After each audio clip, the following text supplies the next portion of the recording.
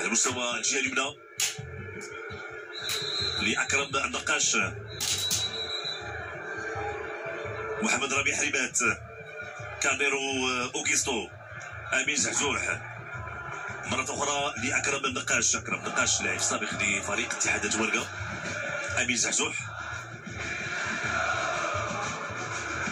خريج أكاديمية محمد السادس لكرة القدم، اللي قدمت عديد اللاعبين، عديد المواهب للأندية الوطنية وكذلك حتى على مستوى الأندية الأوروبية.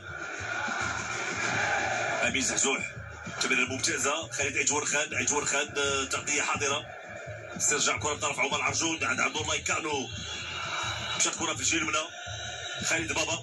خالد بابا كيمرر لعمر العرجون. كتضيع من الكرة، الحكم كيقول ما كاينش ولاد خطأ. خالد